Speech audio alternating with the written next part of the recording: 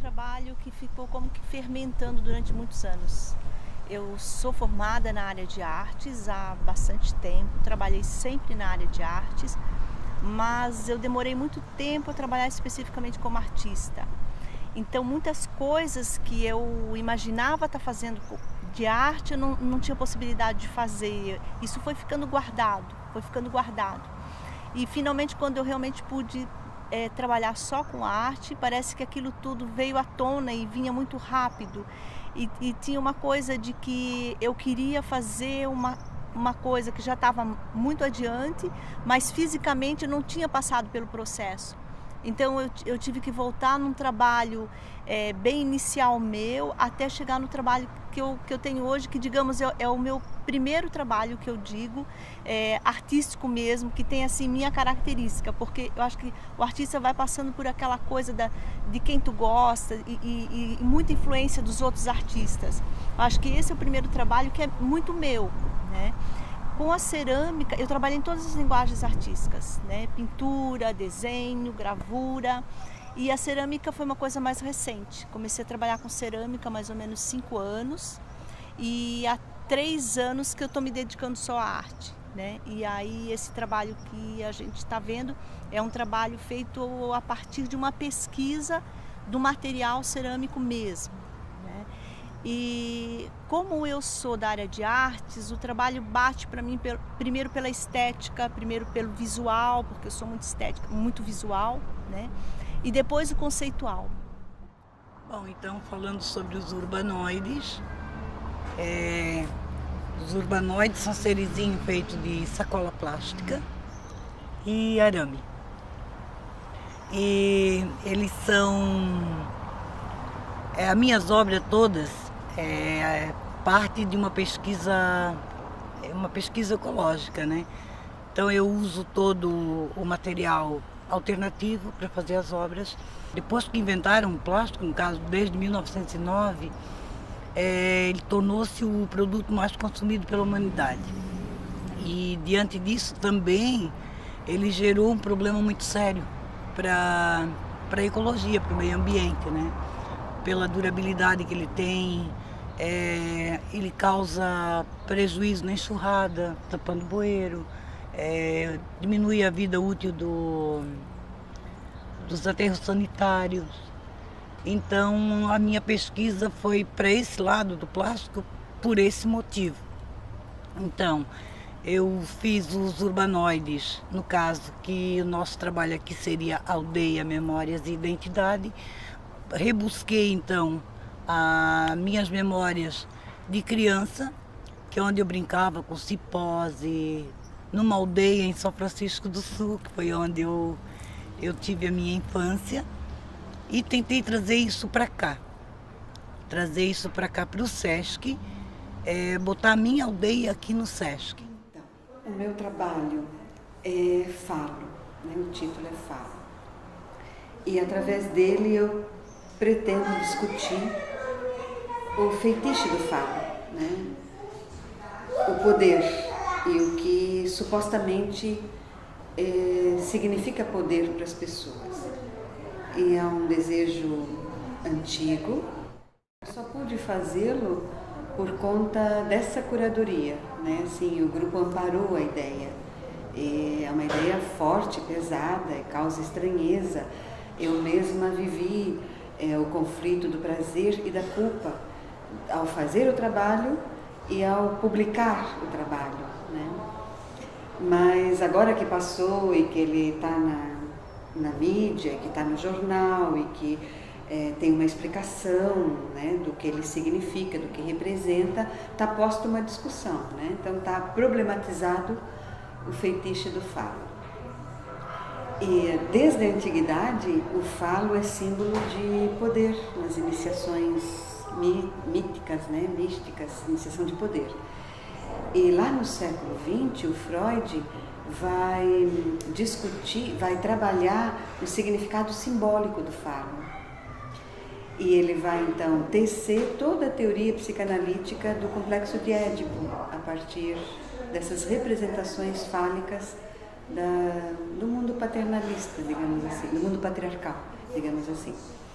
porque há também representações fálicas de mulheres, né, nas comunidades primitivas. Mas o Freud recorta e pega o que tem relação com o masculino. E o Lacan vai ressignificar a noção de falo na teoria psicanalítica para o conceito de significante do desejo. Então, significante é um veículo, é um caminho. E eu, com a foto e com o conteúdo da foto, eu estou usando desse significante para falar do meu desejo. Qual é o meu desejo? De fazer uma pergunta para a aldeia contemporânea, né? O que te dá poder? O que supostamente te completa? E essa obra? Então eu tinha esses pratos. Os pratos são todos brancos, sem nenhum desenho, uma barrinha, nada. Mas todos foram usados porque os pratos que eu recebi das pessoas, todos têm as marcas de terem servido muitas refeições. Então, cada prato tem histórias 1000, né? Eu penso. E é isso que eu valorizo. Aí, para trabalhar nesses pratos, que como se vê, tem desde colagem,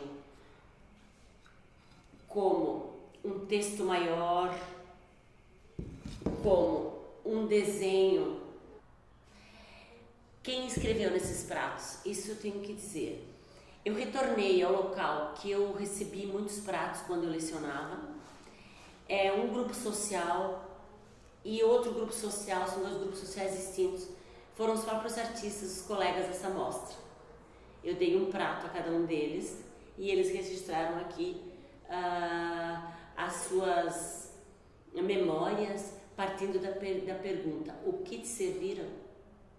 E esse o que te serviram vai muito além de comida. Então eu vou pegar um outro aqui. Do amor à raiva, da calma à pressa, do sabor à ansiedade. Então acho que essa pessoa que escreveu aqui, ela pensou e ela lembrou muito além de uma comida, que é o óbvio, né, que vai para um prato. Mas vem muitas outras coisas, vem uma carga muito grande de conceitos e do dever ser que tem na família, que a família passa e na sociedade e que de repente às vezes é indigesto. Como eu já gosto um pouco dessa parte de arquitetura, tanto de desenhar linhas retas e de admirar mesmo, eu resolvi trabalhar com a desconstrução, ou seja, a partir de uma foto, que foi aqui a ideia, trabalhar com um desenho. E a partir do desenho imaginar, né? Imaginar o que a gente gostaria que fosse.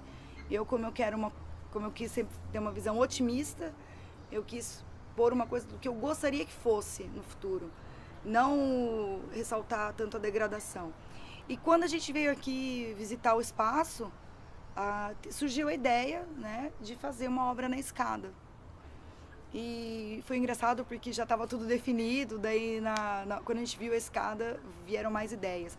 Aí eu gosto muito de street art, comecei a pegar umas fotos que eu coleciono no computador, da internet, e vi né, que tem pessoas que fazem isso, mistura o real com o imaginário, né? Tem alguns artistas, alguns artistas de rua, ou até desenhistas mesmo, que eu gosto, que trabalham com isso. Daí eu resolvi propor isso aqui para a mostra, né? Então, o que eu trabalhei aqui? Quis ressaltar o passado, a degradação do passado, às vezes a gente se preocupa tanto em estar conservando, porque a gente tem aquela fala, a gente quer conservar os prédios, a arquitetura, por que vai acontecer com o nosso passado? Eu acho que isso é válido, mas eu também comecei a pensar, a gente está pensando tanto no passado e o nosso presente. O que a gente vai guardar do presente para o futuro, né? Então eu quis fazer essa brincadeira, desconstruir o passado, que é o tema da minha obra, né? E arquivar o presente. Bom, esse trabalho se chama Oculto. É uma obra que trabalha a questão da comunicação urbana no meio do cotidiano das pessoas. Eu escolhi como recorte de trabalho os banheiros dos terminais de ônibus da cidade de Blumenau. Nós temos 6 terminais de ônibus aqui e com foco nas portas dos banheiros. Eu escolhi essa comunidade porque é uma comunidade que Acho que ela merece ter um recorte social, ela merece ser trazida para discussão, para a sociedade. Os desejos que estão ali são os desejos de qualquer pessoa, poderia ser eu, poderia ser você, e foquei na questão dos desejos sexuais, que eu acho que foi bem importante, assim, foi o que mais me chamou a atenção desde o início. Pensei em trabalhar outros recortes de frases, de serviços que eram oferecidos, mas o sexual realmente foi o que mais me tocou. Foi um grande desafio fazer esse trabalho. Eu levei quase 2 meses para iniciar as ligações para os números que foram mapeados por meio de fotografia. Cheguei a me questionar várias vezes se deveria ligar para essas pessoas, como que eu iria me comunicar com elas, se eu iria me comunicar enquanto pesquisadora ou se eu iria me comunicar enquanto uma pessoa que está realmente interessada no serviço. Essa segunda opção foi inviável, não consegui. E realmente eu me identifiquei enquanto pesquisadora e aí levei muito xingão, muito corre-corre, mas também fui muito bem recebida. Quando eu vi, as pessoas já estavam dialogando comigo e elas queriam saber a motivação do porquê que me levou a fazer esse trabalho e se isso era arte também. Trabalhando a permanência e a impermanência da memória, porque a fotografia tem essa qualidade que é de manter viva uma memória, mas essa memória também é transitória. E brincando com a identidade das pessoas, porque depois de um determinado tempo, você passa a ser um anônimo dentro das fotos. Porque as pessoas vão esquecendo quem é você na foto e você vai se esquecendo de quem são as pessoas na foto. O trabalho começou com a apropriação e o recolhimento de ribbons fotográficos em laboratórios fotográficos da cidade de Blumenau, Nayal, da região. E nós começamos a trabalhar uma maneira de explorar, de retirar essas memórias disso que é o lixo do processo fotográfico, da impressão no processo fotográfico digital, transformar em novas memórias. E em todos os papéis, materiais testados, o único material em que a fotografia permanecia visível e permanente era exatamente no papel fotográfico. Então, nós nos apropriamos da história de outras pessoas para contar uma nova história, para construir uma nova memória. E linkando isso dentro de todo esse contexto que é a nossa aldeia, todas as aldeias, todas as memórias e as nossas memórias. Oi, meu nome é Fabrício Schmidt, sou fotógrafo e artista. O título da minha obra é Momentos Duráveis, que é uma colagem com diversas fotografias que no percurso da minha história são significativas.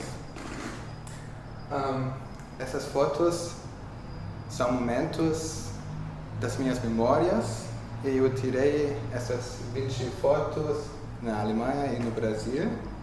Sou filho de um pai alemão e mãe brasileira. Nasci e cresci na Alemanha e estou vivendo desde 2007 aqui no Brasil. Minha identidade é composta por essas duas culturas, essas duas terras, essas duas pátrias e essas duas aldeias. E por isso um grande autorretrato está presente num grande quebra-cabeças dessas fotos individuais que constituem um todo. Também assimilei a morte do meu pai nessa obra, que morreu em 2009 em acidente de trânsito. E por isso uma grande conexão com minhas raízes alemãs não é mais viva só nas minhas memórias e no meu coração. Eu quis mostrar essa tristeza e saudade e melancolia. Essa trajetória e essa perda são individuais, mas também acho que podem ser universais. Bom, essa foi uma exposição de um trabalho que nasceu com o intuito de ser coletivo, coletivo em todo o processo, desde a elaboração da temática do trabalho até efetivamente a organização da exposição final, né? Então, nós partimos de encontros nos quais cada artista apresentou um pouco do porquê estava nesse grupo, das suas motivações, e nesse processo, no qual cada um foi expondo os seus pontos de vista sobre a sua própria produção artística, nós acabamos definindo coletivamente então a temática que foi Aldeia, Memórias e Identidades, né? Então, nesse percurso a gente foi percebendo como cada um desses sujeitos se constitui enquanto artista, enquanto sujeito na relação com o mundo, com os outros e com ele mesmo, né? E como isso, de alguma maneira, se tornou ponto comum para a união dessas obras que foram apresentadas no percurso de forma coletiva. A Mostra Contemporânea de Arte de Blumenau, do Sesc Blumenau, tem o propósito de trazer os artistas, juntamente com uma curadoria, e propor uma reflexão sobre o seu trabalho e desenvolver junto a eles um projeto que seja constituído de discussões feitas durante os encontros. Nesse caso do Memórias e Identidades, a curadora Cara Carvalho ela propôs a um grupo a buscar a sua relação com a identidade dessa casa, em conjunto com a identidade da vida deles, como que eles viam essa relação. Então foi formado vários projetos, várias ações, que culminou na exposição que nós estamos com ela aqui na Casa Sesc. Para o Sesc é sempre importante poder oferecer espaço de convergência onde que o artista possa criar. Além de não ser um espaço onde é um oficial da cidade, ele propõe, por ser um espaço alternativo, uma certa liberdade que normalmente não é encontrado em espaços oficiais. E com isso nós vamos mapeando a produção artística da cidade, vamos oferecendo subsídios para que essa formação ocorra, para que essa qualificação, e mais do que isso, buscando sempre refletir o trabalho da arte na contemporaneidade.